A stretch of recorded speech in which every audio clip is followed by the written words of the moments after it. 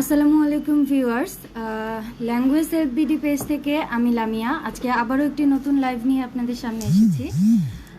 আজকে আমরা একজন ইংলিশ 8 কোর্সের শিক্ষার্থীর সাথে কথা বলবো। আপনারা দেখতে পাচ্ছেন আমার সামনে একজন আপু বসে আছেন।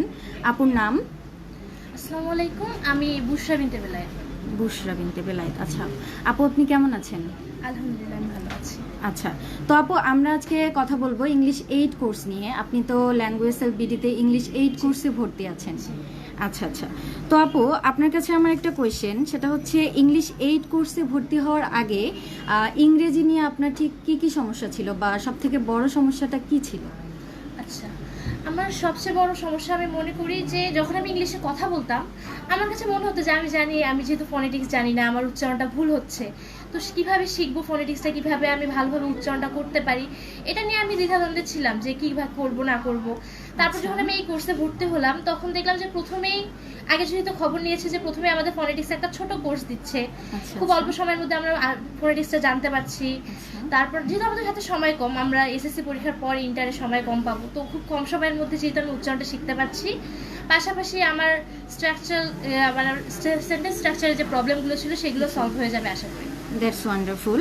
ওকে, তো আপু নেক্সট কোয়েশ্চেন হচ্ছে, কোর্সের সবথেকে কোন বিষয়টি আপনার বেশি ভালো লেগেছে?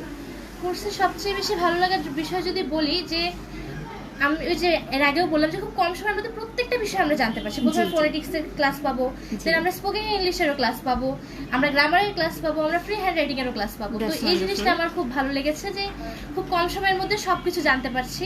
আচ্ছা, তো ল্যাঙ্গুয়েজ এলবিডিতে আসার আগে আপনার ইংলিশ লেভেলটা কীরকম ছিল, বা আসার পরে আপনার ইংলিশ লেভেলটা কতটুকু ইমপ্রুভ হয়েছে? মানে স্পিকিংয়ের বিষয়টায় আমাদের কিন্তু খুব একটা নার্ভাসনেস কাজ করে, তো সেক্ষেত্রে আপনি কতটুকু এখানে নার্ভাসনেস কাটাতে পেরেছেন এবং স্পিকিংয়ের দিকে কতটুকু ফ্লুয়েন্ট হতে পেরেছেন?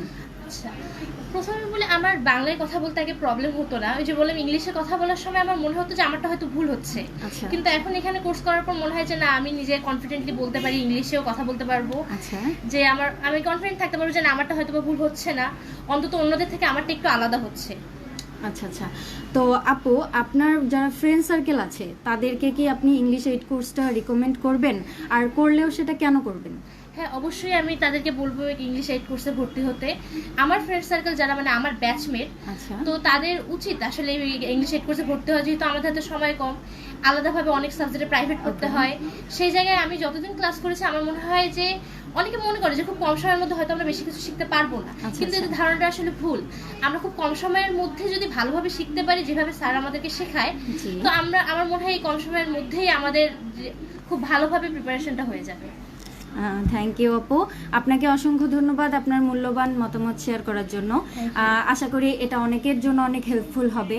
তো ভিউয়ার্স, আপনারা যারা আমাদের লাইভ দেখছেন, যারা আমাদের সাথে আছেন, ইংলিশ নিয়ে ভাবছেন কিন্তু ভর্তি হওয়ার ব্যাপারে এখনও সিদ্ধান্ত নিতে পারেননি, তারা অবশ্যই আমাদের পেজে SMS করবেন, বিকজ আমাদের অলরেডি 10টা ব্যাচের ক্লাস চলছে এবং আমরা লাস্ট আর 2টা ব্যাচে ভর্তি নিচ্ছি, যেটার আমাদের সিট সংখ্যা খুবই লিমিটেড।